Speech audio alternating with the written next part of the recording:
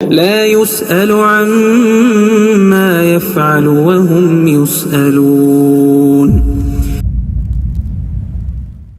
اور بڑے بڑے لوگ اس حوالے سے کلام بھی کرتے ہیں. تو میں نے غامدی صاحب سے سوال کیا، میں نے کہا شیخ صاحب یہ بتائیں میں اس اللہ سے محبت کیوں کروں کہ جس نے میری مرضی کے بغیر مجھے اتنے بڑے امتحان میں ڈال دیا، میری مرضی کے بغیر پیدا کیا اور اس کے بعد مجھے اتنے بڑے امتحان میں ڈال دیا کہ یہ کرو گے تو جنت، نہیں کرو گے تو دوزخ. تو ایسی ہستی سے میں ڈر تو ضرور سکتا ہوں کہ پھنسا دیا ہے، اطاعت کرنی پڑے گی ورنہ ایسی کی تیسی پھر جائے گی. افحسبتم انما خلقناکم عبثا وانکم الینا لا ترجعون. اے انسان کیا تو نے گمان کیا ہم نے تجھے ویسے ہی پیدا کر دیا اور تجھے لوٹ کے اپنے رب کے پاس نہیں آنا؟ جس نے ہماری مرضی کے بغیر ہمیں پیدا کر دیا، ہم اس سے ڈر تو ضرور سکتے ہیں کہ یار پھنسا دیا اور چھوڑے گا نہیں. محبت کا رشتہ جو قرآن میں ہے، والذین آمنوا اشد حبا للہ، جو اہل ایمان ہیں وہ بڑی شدید محبت کرتے ہیں اللہ کے ساتھ. تو میں نے کہا میرا تو وہ ڈر والا جو عنصر ہے وہ غالب ہے، بلکہ جتنے پریکٹسنگ مسلمان ہیں اگر آپ ان سے پوچھیں تو وہ محبت سے زیادہ ڈر والا عنصر جو ہے وہ غالب ہوتا ہے. تو انہوں نے کہا کہ یہ بات بالکل ٹھیک ہے کہ ڈر والا عنصر انسان پر غالب ہوتا ہے، تبھی انسان کا قبلہ صحیح رہتا ہے. رہا محبت کا، تو اس سے پہلے انہوں نے ایک بات کی کہ اللہ تعالیٰ نے ہمیں امتحان میں ڈالنے سے پہلے، یہ بات تو آؤٹ آف کوسچن ہے کہ اس نے پیدا کیوں کیا ہم سے پوچھے بغیر، وہ تو اللہ نے قرآن میں واضح کہہ دیا لا یسأل عما یفعل وہم یسألون. اس کو کوئی پوچھ نہیں سکتا جو کچھ اس نے کیا، اور جو لوگ کر رہے ہیں وہ پوچھنے والے ہیں. سورۃ الانبیاء میں آیت آتی ہے. تو یہ تو ہے آؤٹ آف کوسچن. ہاں جہاں تک پوچھنے کا معاملہ ہے تو غامدی صاحب کہنے لگے کہ پوچھا تو ہے. سورۃ الاحزاب کے آخری رکوع میں نے وہ مسئلہ تقدیر والے لیکچر میں بھی ان آیات کو کور کیا تھا، مسئلہ نمبر 104 ABC کے اندر، کہ ہم نے زمین و آسمان کے اوپر امانت کو پیش کیا. زمینوں اور آپشن رکھی تھی، زبردستی نہیں تھی، آپشن تھی کہ چاہو تو مان لو چاہے انکار کر دو. تو سب نے اس بار کو اٹھانے سے انکار کر دیا. زبردستی ہوتی تو وہ بھی اٹھا لیتے، انسان نے اس بار کو اٹھا لیا. اور اللہ تعالیٰ فرماتا ہے کہ وہ جاہل تھا اور ظالم تھا، یعنی اس نے انڈر ایسٹیمیٹ کر لیا جاب کو، اور ظاہر ہے اس کی سرشت ایسی بنائی گئی تھی، لالچ تو انسان کی سرشت کے اندر ہے. تو انہوں نے کہا کہ بیسیکلی یہ اللہ تعالیٰ نے جو انسان کو امتحان میں ڈالا. تو پوچھا، میں نے کہا غامدی صاحب مجھے تو یاد نہیں ہے کہ مجھے کب اللہ تعالیٰ نے میرے پہ امانت پیش کی. تو وہ کہنے لگے آپ کو اپنی والدہ کے پیٹ میں جو زندگی ہے وہ یاد ہے، اور بچپن کے 2-3 سال جو آپ نے گزارے کیا وہ زندگی یاد ہے؟ میں نے کہا نہیں. تو کہنے لگے لیکن وہ یقینی تو ہے. بالکل یقینی ہے. تو انہوں نے کہا اسی طریقے سے یہ بھی یقینی ہے. اگر یاد ہوتا تو امتحان ہی نہ رہتا. یاد ہوتا تو امتحان کہاں سے ہوتا؟ یہی تو امتحان ہے.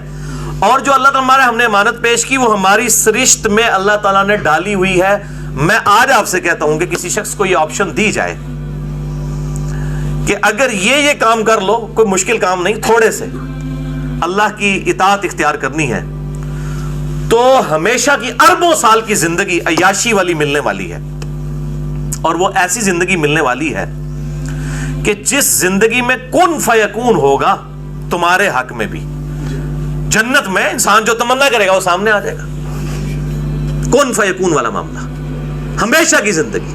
اب 2 آپشن ہے، ایک تو یہ ہے کہ یہ 50-60 سال کی عیاشی کرو اور اس کے بعد عذاب، یا اگر یہ بھی آپشن ہوتا ہے کہ پھر ختم کر دیے جاؤ گے. اور ایک یہ ہے کہ یہ 50-60 سال، اس میں سے بھی اگر نیٹ نکالیں تو 8-10 سال ہی بنتے ہیں.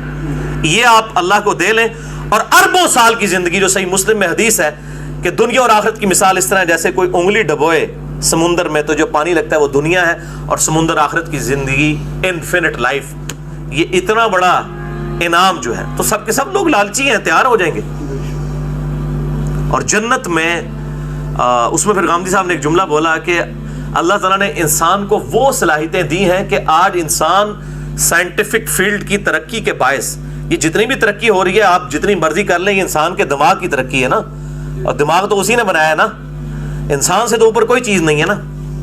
تو یہ جتنی بھی ترقی انسان نے کی ہے، الٹیمیٹلی انسان اس تک پہنچ گیا ہے کہ گویا یوں لگتا ہے کہ وہ خدا کے مقابلے پہ کھڑا ہو گیا. گویا یوں لگتا ہے ایسی ایسی چیزیں کریٹ کر لی ہیں اس نے. اس کی دی ہوئی عقل کی وجہ سے. تو وہ اللہ جس نے انسان کو اتنی صلاحیتیں دی ہیں اس اللہ کے ساتھ لپٹ جانا چاہیے. یہ غامدی صاحب نے جملہ بولا, بس ان کی گفتگو ادھر تک تھی. اس سے مجھے جو بات کلک ہوئی نا وہ اس سے ایک سٹیپ آگے ہے کہ واقعی اللہ تعالیٰ انسان کو جنت میں ایک طرح سے خدائی صفات کا سٹیٹس دینے والا ہے. یہ کس کی صفت ہے کہ اسے کبھی موت نہیں آئے گی؟ اللہ کی. اور جنتیوں کو بھی کبھی موت نہیں آئے گی. وہ خالق اور مخلوق کا فرق ہے اپنی جگہ, میں صفات کی بات کر رہا ہوں. انسان ہمیشہ سے نہیں ہے, انسان حادث ہے, ایک حادثے کی وجہ, ایکسیڈنٹ کی وجہ سے ہے. قدیم نہیں ہے, قدیم صرف اللہ ہے ہمیشہ سے. انسان کی کریشن ایکس نہیلو ہوئی ہے, عدم محض سے وجود بخشا گیا ہے. ہمیشہ سے تو نہیں ہے لیکن ہمیشہ کے لیے ہے. اللہ ہمیشہ سے ہے اور ہمیشہ رہے گا. جو ہمیشہ کے لیے ہے, یہ انسان کو کوالٹی اللہ نے دے دی نا. دنیا میں اللہ تعالیٰ کی کوالٹی ہم اس کا ظہور دیکھتے ہیں, کن فیکون. اللہ تعالیٰ فرماتا ہے کسی کام کو ہو جا تو ہو جاتا ہے, ہو جاتا ہے کہ نہیں. اور جنت میں انسان کو اللہ تعالیٰ یہی کوالٹی دینے والا ہے کہ انسان تمنا کرے گا, جس چیز کی خواہش کرے گا وہ چیز اس کے سامنے آ جائے گی. تو یہ انسان کو اللہ تعالیٰ وہاں پہ کوالٹیز عطا فرما دے گا.